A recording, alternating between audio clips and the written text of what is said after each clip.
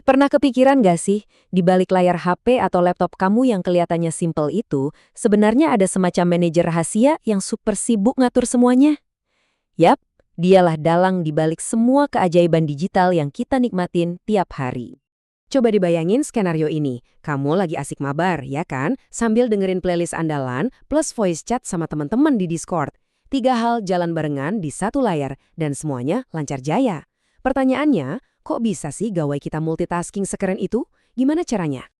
Nah, jawabannya, itu semua berkat kerjaan si manajer super canggih yang tadi kita sebutin. Namanya adalah sistem operasi, atau yang lebih kita kenal sebagai OS. Dialah pahlawan tanpa tanda jasa di balik semua gawai yang kita pakai. Oke, sekarang ayo kita bedah lebih dalam lagi. Siapa sih sebenarnya si bos rahasia ini, dan apa perannya yang benar-benar krusial buat gawai kita?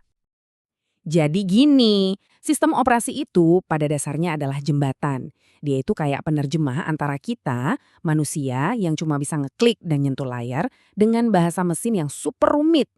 OS inilah yang ngasih perintah ke prosesor, memori, dan semua komponen lainnya biar mereka kerja sesuai yang kita mau. Biar lebih gampang, intinya gini deh.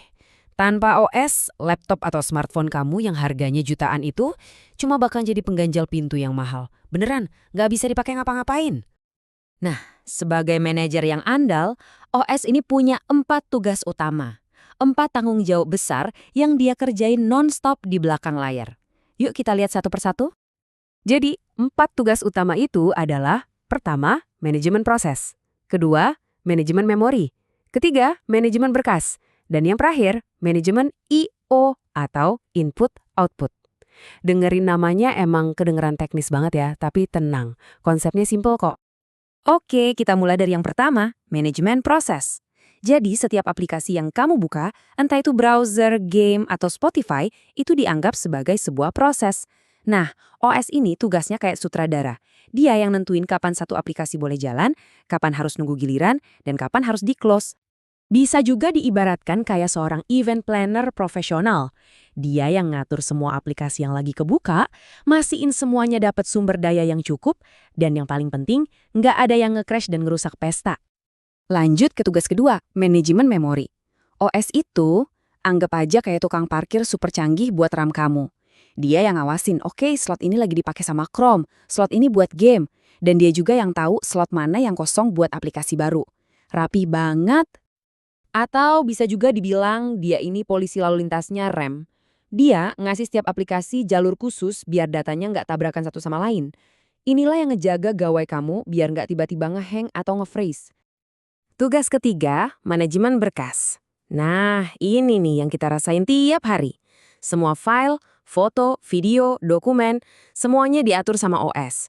Dia yang nyusun semuanya dalam sistem folder dan direktori yang rapi, biar kita gampang nyari apa aja.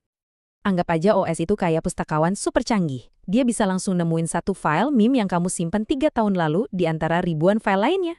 Canggih banget kan? Oke, sekarang kita time travel sedikit. Yuk kita lihat evolusi atau perjalanan karir si OS ini. Dari yang awalnya jadul banget sampai jadi secanggih sekarang. Perjalanannya panjang banget loh. Dulu di tahun 50-an, OS itu cuma bisa ngerjain satu tugas dalam satu waktu pakai kartu bolong-bolong. Masuk tahun 60-an, lahirlah konsep multitasking. Komputer mulai bisa ngerjain beberapa hal sekaligus. Era 70-an, sistemnya jadi makin kompleks dan kuat. Nah, di tahun 80-an sampai sekarang, era PC dan jaringan komputer dimulai, yang bikin OS jadi bagian hidup kita sehari-hari. Dan hari ini, kita udah masuk ke generasi kelima, di mana masa depannya adalah AI, OS yang bisa belajar dan mikir sendiri. Oke, setelah tahu sejarahnya, sekarang waktunya kenalan sama geng OS yang paling populer di dunia. Masing-masing punya karakter dan keunggulannya sendiri.